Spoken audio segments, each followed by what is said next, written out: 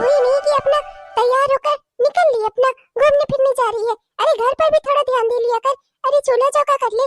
अरे अब मैं इस उम्र में खाना बनाऊं अच्छा लगता है क्या? अरे खाना वाना तो बना दे। अभी तेरा भाई भी आता होगा दुकान पर से काम करके।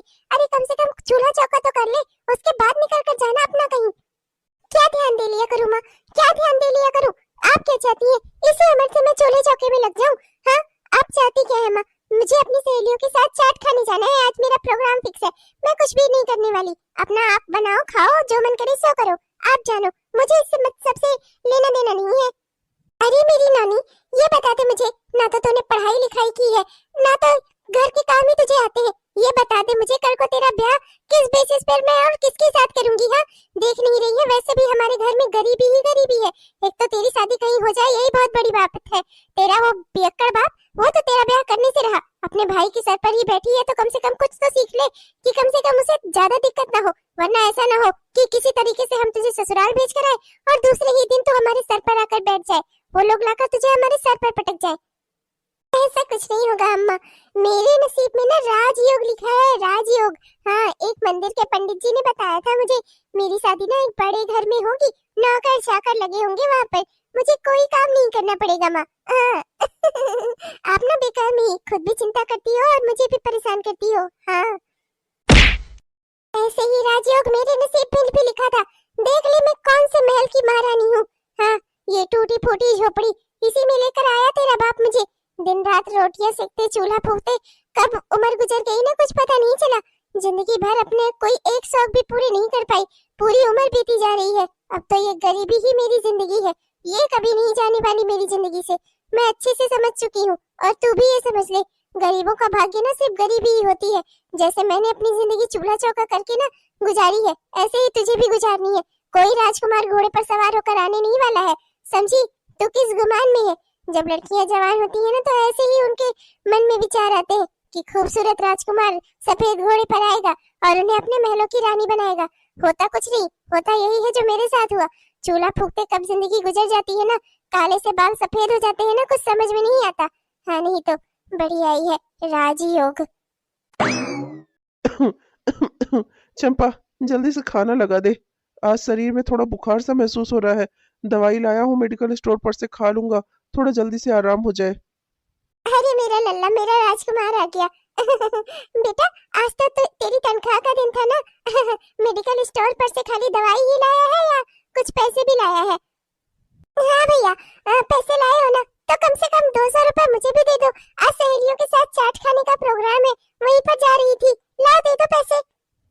लो, घर बसा नहीं, लुटेरे पहले आ गए। ला बेटा, आज तो तेरी तनख्वाह का दिन होगा ना, ला दे दे। वैसे तो मैं कहती हूँ बेटा, ये आईएएस वाईएएस का सपना छोड़ कर ना अपना कोई बढ़िया सी नौकरी ही पकड़ ले। घर के हालात तो तू देख ही रहा है, और अभी इसका ब्याह भी करना है। अगर ऐसे ही तो अपना तैयारी में लगा रहेगा, और इतने कम खर्चे में फिर घर का खर्चा कैसे चलेगा?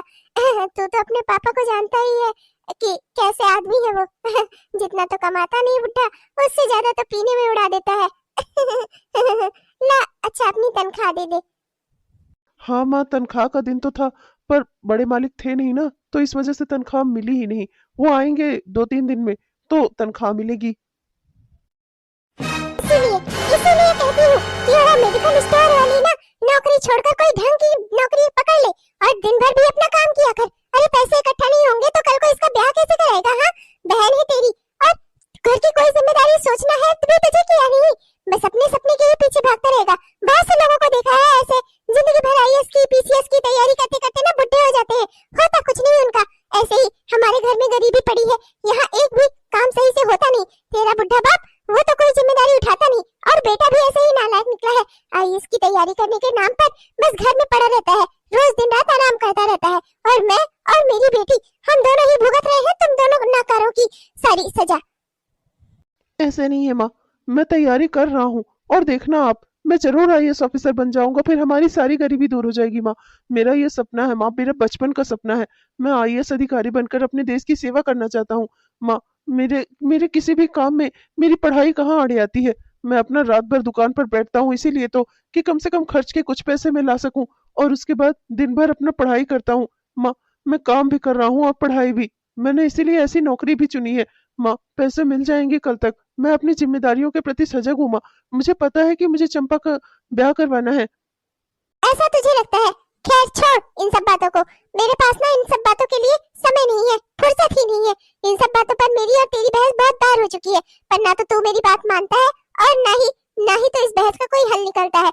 तो खैर छोड़ इन बातों को। अब एक बात तो से और जरूरी करनी थी। तेरा बुढ़ा बाप वो रात को पी कर आया है, सुबह उसकी आंख नहीं खुल रही है और मालिक का अपना काम पर जाने का समय हो गया है। तो एक काम कर, कार लेकर तू चला जा, समझा? जाकर कार चला मालिक की। माँ पर बहुत शरीर टूट रहा है, बुखार हुआ है, कुछ खिला के कम से कम दवाई तो खा लूं, फिर निकल रहा हूँ मैं। अरे क्या खिला दूं अपनी मांस? हाँ बता मुझे, तेरी बहन ने कुछ बनाया नहीं है और मेरे शरीर में इतना आग नहीं है कि जाकर चूल्हा चौका करूं। हाँ नहीं तो जा, जा अपना वही अपना मालिक के साथ अपना काम पर चले जाना, वहीं बाहर कुछ खा पी लेना। और अगर पैसे नहीं है ना तो उसमें मेरी गलती नहीं है। अपना ऐसी जगह पर जाता है काम करने जहाँ पर लोग काम करवा लेते हैं, पैसे भी नहीं देते। बेवकूफी तेरी, उसको मैं नहीं झेलने वाली। अपना जो मन करे सो कर, पर जल्दी से चला जा मालिक के यहाँ, वरना कहीं ऐसा ना हो कि एक नौकरी मिली है जिससे घर चलता है वो भी खत्म हो जाए, समझा? जा।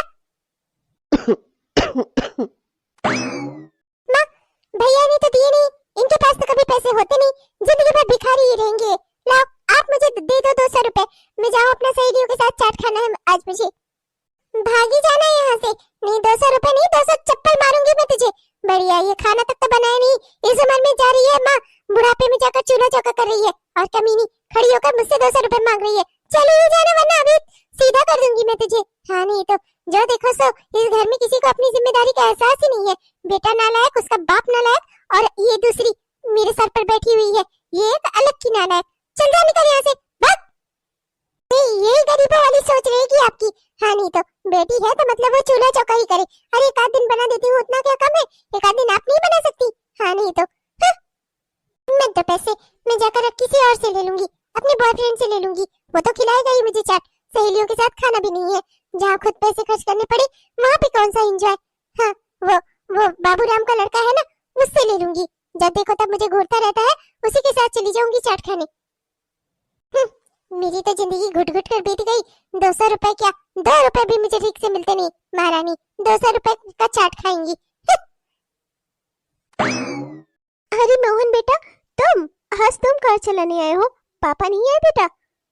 नहीं मालकिन, वो क्या है ना कि पापा की तबीयत थोड़ी ठीक नहीं थी, इसीलिए मैंने सोचा कि मैं ही कार चला लेता हूँ। मैं जानती हूँ बेटा, तुम किसी से कुछ कहते नहीं और सच्चाई तो बिल्कुल भी नहीं बताते, पर मैं इतना जानती हूँ, दयाराम की आदत से ना मैं अच्छे से वाकिफ हूँ। कल रात को उसने फिर से शराब पी ली होगी ना, तभी तुम आए हो सुबह। रात भर अपना दुकान पर बैठते हो और सुबह अपने बाप की करतूत की वजह से फिर से तुम्हें काम पर लगना पड़ता है। बेटा ऐसा कैसे चलेगा? तुम्हें अपनी पढ़ाई लिखाई भी देखनी है। इतने बड़े एग्जाम की तैयारी कर रहे हो और पढ़ ही नहीं पाओगे तो कैसे पास होगे? हाँ, तुम कुछ कहते क्यों नहीं अपनी माँ से, पिताजी से? हाँ, वो अपनी जिम्मेदारी आखिर दयाराम कब समझेगा? मालकिन अब किससे क्या ही कहूँ, आप तो जानती ही हैं पिताजी किसकी सुनने वाले हैं। जब मैं छोटा था तब से तो उन्हें पीता हुआ ही देखता आया हूँ। अब मैं बड़ा भी हो गया और पिताजी की आदत न सुधरी, और माँ माँ पिताजी से कुछ कह सुनकर कर ही क्या पाएंगी। अगर वो उन्हें सुधार सकती तो पहले ही सुधार लेती। अब जो है सो है ही मालकिन, क्या ही कर सकते हैं। मैंने भी उन्हीं हालातों में जीना सीख लिया है। बस इतनी मेहनत करना चाहता हूँ कि किसी तरह से चंपा की शादी करवा दूं, कम से कम एक जिम्मेदारी तो पूरी हो जाए, उसके बाद फिर घर बनवा दूं। बाकी जिंदगी ऐसे ही चलती रहेगी, कर ही क्या सकते हैं मालकिन। अरे आइए सब, मोहन जी आप आए हुए हैं हमारे घर। भाभी आईएएस ऑफिसर आ गई तो नीचे। अब एक बात मेरी कान खोल कर सुन ले, नाश्ता पानी करने के बाद ही तभी कॉलेज जाना। हाँ तेरा बहुत हो रहा है 2-3 दिनों से, ये डाइटिंग साइटिंग ना मेरे समझ से परे है, पर खा पी कर तब कॉलेज जाना चाहिए, समझी? ऐसे ही खाली पेट जाना बंद कर दे, वरना मुझसे बुरा कोई नहीं होगा। आज तो मैंने तेरे मन का नाश्ता बनाया है और अपना खा पी कर ही जाना, समझी? हर मोहन की टांग खींचना बंद कर, आज नहीं तो कल बच्चा आईएएस ऑफिसर बन ही जाएगा। मेहनत करने वालों की कभी हार नहीं होती, समझी? आज उसका मजाक उड़ा रही है ना, कल देखना, कल तो वो आईएएस ऑफिसर बन ही जाएगा, मेरा आशीर्वाद है उसे। मोहन बेटा तुम भी नाश्ता कर लेना, ठीक है? तुम भी नाश्ता कर लेना, तब अपने मालिक को लेकर निकलना। तुम्हारे मालिक भी अभी नाश्ता पानी ही कर रहे हैं, अभी तैयारी ही कर रहे हैं, सब फाइल वाइल रखेंगे तब तक तुम्हारा भी नाश्ता हो जाएगा, समझे? और हाँ, मैं ना नहीं सुनना चाहती, समझे? जी जी मालकिन। पूर्वी, ओ पूर्वी, जरा नाश्ता लगा दो तो बच्चे नाश्ता कर ले। मैं कोई तुम्हारी टांग नहीं खींच रही थी। मुझे तो पता ही है कि तुम एक ना एक दिन आईएएस ऑफिसर बनोगे। मुझे तो विश्वास है तुम पर।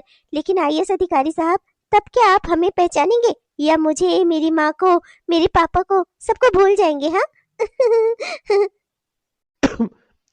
जरूर पहचानूंगा, क्यों नहीं पहचानूंगा भला। मैं जिंदगी में जो कुछ भी आज हूं ना, मालिक की वजह से ही हूँ। और आगे भी मैं जो कुछ भी बनूंगा ना, मालिक की वजह से ही बनूंगा। पिताजी की ऐसी आदत देखने के बाद भी उन्होंने कभी पिताजी को काम से नहीं निकाला। कितना उन्हें दिक्कतें होती थी। उन्हें पता था कि पिताजी शराब पीते हैं, इस वजह से वो काम पर नहीं आ पाते थे। पिताजी शराब पीकर कार न चलाएं, इस बात की हिदायत कितनी बार मालिक ने उन्हें दी है, लेकिन वो कभी नहीं सुधरे। पर हम लोगों का मुंह देखकर मालिक ने कभी उन्हें अपने काम से नहीं निकाला। उनकी वजह से हमारा घर चलता है। मैं मालिक का एहसानमंद हूँ। मैं उनके हमेशा उनका एहसानमंद ही रहूंगा। मैं चाहे कुछ भी बन जाऊं, पर अपने मालिक को कभी नहीं भूल सकता। वो मेरे लिए मेरे मालिक ही रहेंगे, हमेशा। तो अच्छा, ये बात है क्या? तुम क्या मुझे भी कॉलेज? अरे ये क्या, तुम्हारा हाथ इतना गर्म क्यों है? हाँ। वो कुछ नहीं।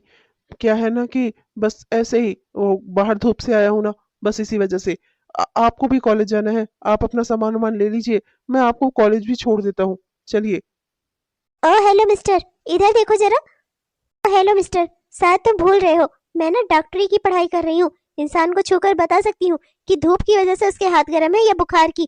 किसे पढ़ाने की कोशिश कर रहे हो? हाँ, अभी 1 साल के अंदर ही ना मैं डॉक्टर भी बन जाऊंगी, समझे तुम?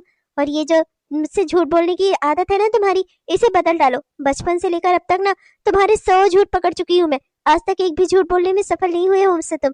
किताबों से दोस्ती यारी, पर जो तुम्हारी सच्ची दोस्त है उससे तुम झूठ बोलते हो। हाँ। छोटी मालकिन, वो बस करो ये छोटी मालकिन कहना, समझे? चलो, अब तुम्हें नाश्ता करना होगा और दवाइयाँ खानी होगी। मैं तुम्हारी एक नहीं सुनने वाली। अगर तुमने मेरी बात नहीं मानी ना, तो मैं मम्मी को जाकर बोल दूंगी कि तुम्हें बुखार है और फिर भी तुम पापा की कार चलाने आए हो, समझे? पर पर वेर कुछ नहीं, पापा को आने में भी टाइम है। वो तैयार हो रहे हैं अभी। तैयार होंगे, सारी फाइल्स रखेंगे। उन्हें भी नाश्ता करना है। नाश्ता करके तभी नीचे आएंगे। तब चला लेना उनकी कार। किसी और को ड्राइवर नहीं रख लेंगे 1-2 दिन में, पापा मेरे। हाँ, नहीं तो ऐसा करना होता ना तो कब का कर चुके होते, समझे? इस तरीके से लोगों को मार करना, वो अपना कोई काम नहीं कराते। अगर उन्हें पता चला ना कि तुम्हें बुखार है और तब पर भी तुम बिना दवाई खाए उनकी कार चला रहे हो ना, तो देखना फिर मेरे पापा तुम्हारा क्या करेंगे, समझे? और अगर नहीं चाहते ना कि ऐसा कुछ हो, तो चलो, मैं नाश्ता कराती हूँ तुम्हें और तुम दवाइयाँ लो अपनी, समझे? मेडिकल स्टोर पर काम करते हो, पर इतना भी नहीं पता तुम्हें। इतनी तेज बुखार में ऐसे ही घूम रहे हो, वो भी बिना दवाइयाँ खाए। चलो। बस बस यहीं पर उतार दीजिए मुझे, छोटी मालकिन।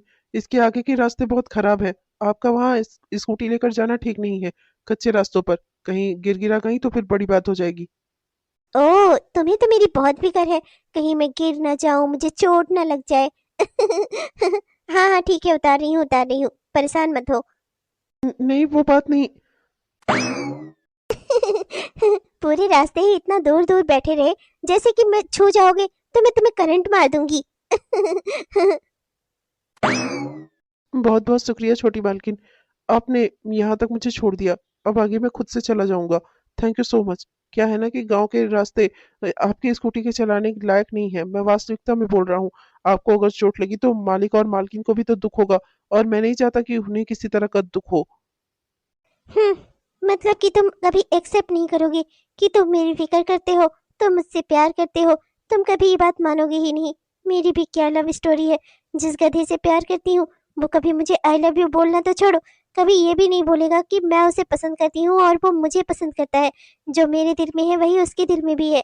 करूँ क्या भगवान, मैं कुछ कर ही नहीं सकती इस भोलू राम का। क्या हुआ छोटी मालकिन, कुछ कह रही हैं क्या? नहीं, कुछ तो नहीं। क्या कहूंगी, क्या है ही कहने सुनने को। जिंदगी ही बीत जा रही है, पर कहूँ ही क्या, कुछ कहने को बच ही नहीं रहा है। खैर, तुम जाओ, तुम चले जाओ तो मैं तुम्हें देख लूं, फिर मैं चली जाऊंगी। मैं कुछ समझा नहीं। आपकी बातें मुझे कभी कभी सर के ऊपर से चली जाती हैं, समझ में नहीं आता। अरे ये मेरे घर का रास्ता है, मैं इधर से चला जाऊंगा अपने गांव से होता हुआ। अब आप क्या करेंगी यहाँ पर? आप जाइए अपना अपने घर, रुककर मुझे देखेंगी जाता हुआ। ये कौन सी बात हुई? अपना घर जाइए। आप कॉलेज भी होकर आई हैं अभी, थकान लगी होगी आपको। खाइए पीजिए, घर पर आराम कीजिए। मालिक मालकिन भी नहीं तो चिंता करने लगेंगे। इतना देर क्या कर रही हैं? अरे गाँव में ही हूँ तो घर ही तो जाऊंगा, कहीं और तो चला नहीं जाऊंगा बीच में से। जाइए, आप अपने घर जाइए। मैं आपको जाता हुआ देख लेता हूँ, उसके बाद मैं अपने घर के लिए निकलता हूँ। कुछ नहीं, कुछ कहने का कोई मतलब ही नहीं है, मैं ही चली जाती हूँ। अच्छा, इधर वाले रोड से गई। इधर वाला रोड शहर वाले रोड से मिलता है, वहां पर पक्की सड़क बन जाएगी। मैं अपना अपने घर की ओर निकलता हूँ। अरे ओ बिटवा, ए इधर आ, सुन तो जरा, इधर आ मेरे पास। अरे माँ, आप यहाँ? चलो ना माँ, साथ में घर चलते हैं। माँ, मैं घर ही के लिए आ रहा था। क्या हुआ माँ? अरे मेरे लाल, बेटा चलते हैं घर, चलते हैं साथ में। बस जरा एक बात तो बता ना, ये जो तुझे छोड़ने आई थी, ये मालिक की लड़की है ना? वही मालिक जिसके यहाँ तेरे पापा काम करते हैं, ड्राइवर का? हाँ, बता ना। हाँ माँ, वही है। पागल है बिल्कुल से, समझ में नहीं आता। पता नहीं कैसे डॉक्टरी पढ़ रही है। ना जाने ही क्या क्या बातें करती है, कुछ समझ में नहीं आता। खैर मैं उसके बारे में छोड़ो। वो अपना घर गई है अपने। वो मुझे बस इसलिए छोड़ने आई थी क्योंकि आज मुझे बुखार था। तबीयत ठीक नहीं थी। शाम होते होते तक वो कॉलेज से आ गई थी और मालिक का काम खत्म हुआ, मैं उन्हें घर छोड़ा। तो मैं घर से पैदल ही आ रहा था। तो इसने कहा कि ये रास्ते में मुझे छोड़ते हुए अपनी सहेली से मिलने जाएगी। तो बस इसीलिए मुझे छोड़ने के लिए आ गई। तो सब छोड़ो माँ। अब आप मुझे ये बताओ, आप उसके बारे में इतना क्यों पूछ रही हैं? हाँ, और यहाँ क्या कर रही थी आप? यहाँ पे क्या काम है आपका? हाँ, फिर से कहीं चोरी चकारी करने आई थी? माँ, समझने की कोशिश करो। वो लोग बातें सुनाते हैं, लोग जान जाते हैं, कितनी बेइज्जती होती है हमारी। माँ प्लीज ऐसा कुछ मत किया करो। हम लोग गरीब भले हैं, पर कम से कम हमें चोर तो ना बनाओ। अरे वो सब छोड़ दो, मुझे लोगों की कोई परवाह नहीं है। अरे लोग बाहर घर में कपड़े सुखाते हैं, बर्तन काट ठोक फेंके रहते हैं, वो सब उठाकर ला करना, मैं उनका काम ही आसान करती हूँ। आज नहीं तो कल वो चीजें खराब ही तो हो जाएंगी, बदलनी तो उन्हें पड़ेंगी ही ना। अरे उनके पास पैसे हैं, दूसरी ले ले। क्या जरूरी है कि जो पुराना घिसा हुआ है उसी को यूज करते रहे जबरदस्ती? खैर तो ये सब कुछ छोड़, मुझे अपना घर जैसे अच्छा लगता है मैं वैसे ही चलाती हूँ। चोरी चकारी का क्या है, बिना चोरी चकारी के क्या जिंदगी गुजरेगी हमारी? तेरा बाप तो जितना कमाता नहीं है उससे ज्यादा नहीं तो पी जाता है। और तुझे तेरी कमाई तो तू खुद ही जानता है कि उसमें हम कितना खा पहन सकते हैं। अरे तो कुछ ना कुछ इंतजाम मुझे भी और मेरी बेटी को भी तो करना पड़ेगा। तो हम दोनों को जो ठीक लगता है वो हम करते हैं। खैर तू ये सब कुछ छोड़। ये तो बेहद खुशी की बात है कि मालिक की बेटी तुझे छोड़ने आई थी। ये तेरा और भी ख्याल रखती है क्या? तुझसे और भी बातें करती है क्या? माँ, अब चलो घर चलते हैं। घर तो चलते हैं बेटा, पर तू ना मेरा हुक्म का इक्का निकला है, हुक्म का इक्का। मुझे तो लगा था तो कि तू नाकाबिल है, ये 8-10 हजार दुकान पर से ही लाकर मुझे दे सकता है। पर मुझे लगता है कि मैंने अपनी अमीरी के जो सपने देखे थे ना, महलों में रहने के और शान से अपनी जिंदगी बिताने के, वो शायद तू ही पूरा करेगा। तेरा मेरा प्यार अमर, फिर क्यों मुझको लगता है डर? मेरे जीवन साथी बता, क्यों दिल धड़के रह रह कर? अरे तन्वी बेटा, आज आप किसका इंतजार कर रही हैं? हाँ, कॉलेज नहीं जाना क्या? आपके पास तो स्कूटी है ना, तो रोज आपको ड्राइवर की तो जरूरत है नहीं ना। पापा को ऑफिस जाना होता है, उनके लिए ड्राइवर है। आप अपना स्कूटी से तो कॉलेज जाते थे ना पहले, फिर अब क्या हो गया है आपको? हाँ माँ, स्कूटी है तो, पर आजकल ना धूप इतनी हो रही है, स्कूटी चलाने का दिल ही नहीं करता। मैं पापा के साथ ही उनकी कार में बैठकर ना ऑफिस के लिए निकल जाऊंगी। पापा अपना ऑफिस चले जाएंगे, उसके बाद वो ड्राइवर अंकल ना, दयाराम अंकल, मुझको कॉलेज ड्रॉप कर देंगे। लेकिन बेटा, क्या है भाग्यवान, बिटिया जब कह रही है कि वो मेरे साथ कार में जाएगी, तो जाने दो ना। क्या समस्या है तुम्हें? और अच्छा ही है ना, वो स्कूटी चलाकर ना जाए। उसे जब स्कूटी दिलानी हुई थी, तब तुमने कितना घर में नाटक किया था। ऐसा लग रहा था कि स्कूटी लेते ही बिटिया का कहीं एक्सीडेंट ना हो जाए, इतना डर रही थी तुम। उसके बाद जब बिटिया स्कूटी चलाने लगी, तो अब तुम इसे कार में नहीं जाने देना चाहती। अच्छा ही है ना, ठंडे ठंडे में कार में बैठी रहेगी, एसी में अपना पहुंच जाएगी कॉलेज। और जब घर में कार है, तो क्या जरूरी है कि स्कूटी चलाकर ही जाए? हाँ, ये पूरी जिंदगी मेरी तन्वी की है, मेरी बिटिया की है। मेरा सब कुछ मेरी तन्वी का है। और तुम इसे किसी चीज के लिए रोका मत करो। इस घर में जो कुछ भी है, सारे धन दौलत रुपए पैसे सामान वस्तु, हर चीज पर मेरी बेटी का सबसे पहला अधिकार है। मेरी तन्वी को कभी किसी चीज की कोई कमी नहीं होनी चाहिए। उसका पापा है ना, उसके पापा ने ये सब कुछ खड़ा किसके लिए किया है? मेरी तन्वी के लिए ही तो। मेरी तन्वी वो लक्ष्मी है ना, जब से ये मेरी जिंदगी में आई ना, मेरी जिंदगी बदल गई। मेरी बिटिया, मेरी प्यारी बिटिया, मैं इसे अपने पलकों पर बिठा कर रखता हूँ। आइंदा से तुम कभी मेरी बिटिया को कुछ कहना नहीं, टोकना नहीं किसी बात पर, समझी?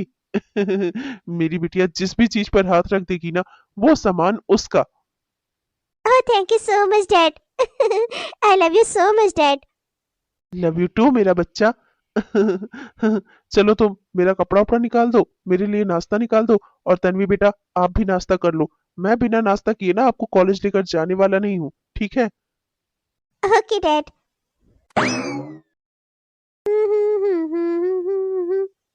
मैं इन्हें कैसे ये सब कुछ समझाऊं कि मुझे डर लगता है तन्वी तन्वी और मोहन को लेकर, कहीं कहीं कुछ गलत ना हो जाए। पहले तन्वी मोहन से सहानुभूति रखती थी, उसकी नजरों में मोहन के लिए दया होती थी, लेकिन अब धीरे धीरे समय बदलता जा रहा है। अब तन्वी के मन में मोहन के लिए दया नहीं दिखाई देती, तन्वी की आंखों में मुझे मोहन के लिए प्यार। अगर ऐसा कुछ हुआ ना तो बवंडर ही आ जाएगा, कोई सुखी नहीं रहेगा। मैं बस सबका सुख चाहती हूँ। हे भगवान, जो मेरे मन की शंका है ना, उसे सिर्फ शंका ही बनाए रखना, कभी उसे सच मत होने देना। मोहन मेरा जिम्मेदार बच्चा है, मैं जानती हूँ घर की जिम्मेदारियों से घिरा हुआ है। उसका तो परिवार कैसा है कि वो इंसान खुद खुद अपने परिवार में ही उलझ कर रह जाए। लेकिन तन्वी तन्वी का मन उच्छृंखल है, तन्वी का मन चंचल है। मैं बस इसी बात से डरती हूँ। मुझे तो समझ ही नहीं आता, ये कॉलेज कैंपस वाले इस तरह से वो फूलों की घाटी बनाकर क्यों रखते हैं कॉलेज में? अरे पढ़ने लिखने वाले बच्चे हैं, इन्हें खुला माहौल, शांति वाला माहौल देना चाहिए। ये फूलों की बगिया कॉलेज में लगाने का इसका क्या मतलब है? मैं तो सरकारी कॉलेज में पढ़ा हूँ, वहां ऐसा कुछ नहीं होता था। घास के मैदान होते थे, वहीं पर बैठकर पढ़ना होता था। और यहाँ यहाँ तो जगह जगह बगीचे लगे हुए हैं। इसलिए रखते हैं जिससे लोग सुंदरता के प्रति आकृष्ट हो सके। सुंदरता के प्रति अगर लोग आकृष्ट होंगे ना, तभी तो उनका दिल दिमाग प्यार में डूबेगा। मेरे कहने का मतलब है कि अगर तुम्हें कोई चीज अच्छी लगेगी ना, तभी तो तुम्हारा वहां बैठने का मन करेगा, बैठने का दिल करेगा, तभी तो तुम यहाँ बैठकर पढ़ाई कर पाओगे। कि अपना पढ़ाई में भी दिल लगाने के लिए ना, पहले कहीं तो दिल लगाना ही पड़ता है। छोटी मालकिन, आपकी बातें ना मुझे कभी समझ में नहीं आती। खैर जो भी हो, प्राइवेट कॉलेज का कैंपस है, मैं यहाँ का छात्र भी नहीं हूँ। आप मुझे यहाँ लेकर क्यों आई हैं? और वैसे भी यहाँ कितना सुनसान है। आप भी यहाँ मत रहिए, यहाँ रहना ठीक नहीं है आपके लिए। वहाँ भीड़ भाड़ वाले इलाके में रहा करिए, इस ओर आया ही मत करिए। चलिए अब, चलिए वहां चलकर अपना जो पढ़ाई करनी हो करिए। और मैं भी अपना घर के लिए निकलता हूँ। आज मुझे भी एग्जाम की अपनी तैयारी करनी है। नई बुक लेकर आया हूँ, पर उसे देखने का बिल्कुल समय भी नहीं मिला। आज ही देख लेता हूँ, देखूं कैसी है क्या है, अपना पढ़ाई करूं। और जानती हैं, आईएएस का एग्जाम भी जल्दी ही होने वाला है, प्री वाला। इस बार तो मुझे जमकर तैयारी करनी है। इस बार तो मुझे निकाल लेना है, वरना घर में तो बवाल ही हो जाएगा। अरे तुम तो हमेशा जल्दी में ही रहते हो, और रुको तो मेरी बात तो सुनो। आप भी छोटी मालकिन देख कर नहीं चल सकती थी क्या? अभी मैं ना होता तब तो आप गिर ही जाती, अभी कितने चोट लग जाती आपको। चलिए, भगवान की दुआ से मैं था। चलिए उठिए अब। ठीक तो है आप? कहीं मोच वोच तो नहीं आई? पूरी दुनिया में ना मेरे लिए सबसे अच्छी जगह ना यही है। मैं तो यहीं रहना चाहती हूँ हमेशा हमेशा के लिए, अपनी आखिरी सांस तक। चाहती हूँ कि जब जिंदगी की आखिरी सांस हो ना, तब भी यूं ही रहूं, तुम्हारी गोद में, तुम्हारी बाहों में। ये सब आप क्या बोल रही हैं? इन सब बातों का कोई मतलब नहीं है। ऐसा मजाक आपको नहीं करना चाहिए। चलिए उठिए छोटी मालकिन। कितने रूड आदमी हो तुम। इतने प्यार से एक लड़की तुम्हारी बाहों में गिरी, तुमसे अपने प्यार का इजहार कर रही है, और तुम मुझे उठने के लिए बार बार कहकर मुझे उठा ही दिया तुमने। ऐसा क्यों किया? हाँ, क्या तुम्हें मेरे दिल की थोड़ी सी भी परवाह नहीं है? मेरे दिल में ऐसा कुछ भी नहीं है छोटी मालकिन। और आपको भी ऐसा मजाक नहीं करना चाहिए। मैं जानता हूँ कि ऐसी कोई बात नहीं है, आप मेरी टांग खींच रही हैं। पर देखिए, मजाक में भी ना ऐसा मजाक नहीं करना चाहिए। आप, मैं चलता हूँ, और आप चलिए यहाँ से। चलकर अपनी पढ़ाई करिए, आपके क्लासेस का समय हो रहा है। मैं कोई मजाक नहीं कर रही, मैं ना सच कह रही। पता नहीं ये कब हुआ और कैसे हुआ, पर सच्चाई यही है। तुमने मेरा इतना ख्याल रखा ना कि मेरे दिल में तुम्हारे लिए फीलिंग्स आ गई, और अब मैं इन फीलिंग्स से दूर नहीं जा सकती, तुम्हें अपने दिल से निकाल नहीं सकती। प्लीज समझने की कोशिश करो, मैं तुमसे बहुत प्यार करती हूँ, और मैं ये भी जानती हूँ कि तुम भी मुझसे प्यार करते हो। बस ना जाने क्यों इतना कहने से डरते हो। छोटी मालकिन, ये गलत है, और आपको भी ये समझना होगा। आपके और हमारे हैसियत में जमीन आसमान का फर्क है। और मेरे दिल में आपके लिए ऐसा कुछ भी नहीं है। आपका ख्याल रखना मेरा फर्ज है, क्योंकि आप मेरे मालिक की बेटी हैं। बस यही एक बात है छोटी मालकिन, आप इन बातों को अन्यथा ना लीजिए। तुम तो आज के जमाने के इंसान हो ना, फिर ये सदियों पुराने वाले लोगों की तरह क्यों बात कर रहे हो? प्यार के बीच में हैसियत कहाँ से आ गई? हाँ, तुम जैसे भी जिस भी हाल में रहोगे ना, मैं तुम्हारे साथ खुश रहूंगी। मैंने तुमसे कहा नहीं क्या, मेरे लिए सबसे सुंदर जगह ना दुनिया की कोई बड़ा घर महल नहीं है, तुम्हारी बाहें हैं। अभी क्या तुम्हें मेरे प्यार पर यकीन नहीं है? नहीं, ये नहीं हो सकता मालकिन। आपको समझना होगा छोटी मालकिन। आपके पिताजी ने हमारा घर चले इसलिए हमारे पिताजी की 100 गलतियों के बाद भी उन्हें काम से नहीं निकाला। मैं उन्हें इतना बड़ा धोखा नहीं दे सकता। मैं ऐसा कुछ नहीं कर सकता। प्लीज मुझे माफ कर दीजिए और इन बातों को अपने दिल से निकाल दीजिए। ठीक है, तुम मेरे प्यार को एक्सेप्ट नहीं करना चाहते ना, ठुकरा कर जा रहे हो ना। मैं भी कसम खाती हूँ, जब तक तुम्हारे मुंह से बुलवा नहीं लूंगी ना कि तुम मुझसे प्यार करते हो, मैं भी चैन से बैठने वाली नहीं हूँ। मैं ये बात अच्छे से जानती हूँ कि तुम मुझसे प्यार करते हो, पर तुम्हारे मुंह से ये जब तक कहलवा नहीं लिया ना, मैं भी चैन से नहीं बैठूंगी। मैं अच्छे से जानती हूँ तुम मुझसे बहुत प्यार करते हो, और तुम मेरा इतना ख्याल रखते हो ना कि अपनी जान की भी परवाह नहीं करते। और मैं इतना ये भी जानती हूँ कि तुम मुझसे भी कहीं ज्यादा मुझे चाहते हो, लेकिन तुम ये बात मानना नहीं चाहते, क्योंकि तुम्हारे और मेरे प्यार के बीच में मेरे पापा की वफादारी आ जा रही है। लेकिन तुम देखना, मैं तुमसे ये बात कबूल करवा कर रहूंगी, और अगर नहीं करवा पाई ना, तो मैं भी तन्वी नहीं। क्या बात कर रही हो माँ? करोड़पति भाभी, मजा आ जाएगा माँ, हमारी तो जिंदगी सेट हो जाएगी। फिर उन्हीं की रिश्तेदारी में ना किसी बड़े घर में, मेरी भी शादी हो जाएगी माँ। मेरा महलों का सपना पूरा हो जाएगा, और मेरा ये राजयोग वो भी हो जाएगा माँ। देखा ना माँ, मेरे राजयोग ने रास्ता निकाल दिया ना। हाँ, सेट तो हो जाएगी। मैं जिसे बेकार और निकम्मा समझती थी ना, वही हमारे लिए हुक्म का इक्का साबित होगा। अब बस ये देखना है ना कि वो हमारे काम आ जाए। क्या है ना कि तू तो अपने भाई को जानती ही है ना, ईमानदारी की चादर ओढ़ कर पैदा हुआ है तेरा भाई। हाँ, वो तो कुछ ना तो कोई पाप करता है, ना अनर्थ करता है, ना कहीं चोरी करे, ना डाका डाले। वो तो एकदम सीधा साधा बच्चा है। उसे अपनी बातों से किसी तरह पलझाना होगा कि वो भी हमारे प्लान का हिस्सा बन जाए, क्योंकि हमारा सारा प्लान तो उसी से संबंधित है ना। अगर उसने कहीं इनकार कर दिया ना, तो फिर सब कुछ हमारी सोच धरी की धरी रह जाएगी। समझ रही है ना तू? हाँ, कुछ भी करो ना, भैया को मनाओ। अगर वो लड़की हमारे घर की बहू बन गई ना, तो हमारी लाइफ सेट हो जाएगी, हमारी जिंदगी सेट हो जाएगी। इस झोपड़ी से निकल कर ना हम उस महल जैसे घर में हो जाएंगे माँ। अरे मालिक की इकलौती बेटी है वो। मालिक उससे बहुत प्यार करते हैं, मैं जानती हूँ। बस माँ, हमारी जिंदगी ना सेट हो जाएगी। माँ कुछ भी करो आप, भैया को मनाओ। हाँ, उनसे उनसे कहो कि वो उस लड़की से शादी करे। ये तो हमारे लिए गोल्डन चांस है माँ। बात तो ये सही कह रही है दोस्तों, पर आप भी तो जानते हैं ना, मेरा बेटा ईमानदार सीधा साधा बच्चा, वो कहाँ कोई खेल खेलने वाला है। पर हमें भी तो इतना बड़ा घर मिल रहा है। अरे इतने बड़े घर की लड़की मेरे बेटे के पीछे लट्टू है, इससे ज्यादा खुशी मेरे लिए और क्या हो सकती है। मैंने देखा है उस लड़की की आंखों में कैसे वो मेरे बेटे को दूर से घूर रही थी। मेरे पास तो गोल्डन चांस है दोस्तों, अमीर बनने का। इससे ज्यादा अच्छी कोई बात हो ही नहीं सकती। मैंने उस लड़की की आंखों में देखा है अपने बेटे के लिए प्यार। वो मेरे बेटे से बहुत प्यार करती है, और मुझे इसी प्यार का फायदा उठाना है। पर मैं अपने बेटे को कैसे तैयार करूं, कैसे मनाऊं उसे ये करने के लिए, क्योंकि वो तो कभी ऐसा कुछ करने को तैयार ही नहीं होगा।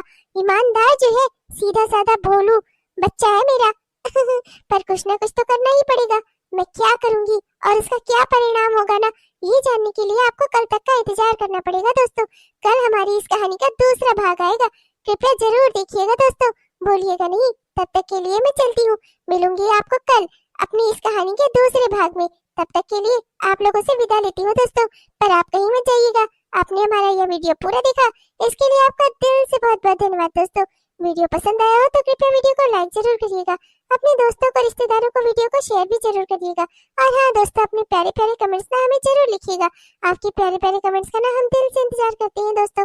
और हाँ दोस्तों, हमारे वो प्यारे प्यारे दोस्त जिन्होंने अभी तक हमारे चैनल को सब्सक्राइब नहीं किया है ना, कृपया जरूर सब्सक्राइब कर लीजिएगा दोस्तों, जिससे हमारे इस तरह के वीडियोस आप तक हर दिन पहुंचते रहे। अब मैं चलती हूँ दोस्तों, मिलूंगी आपको कल इस कहानी के दूसरे भाग में, तो देखना मत भूलिएगा। तब तक के लिए बाय बाय।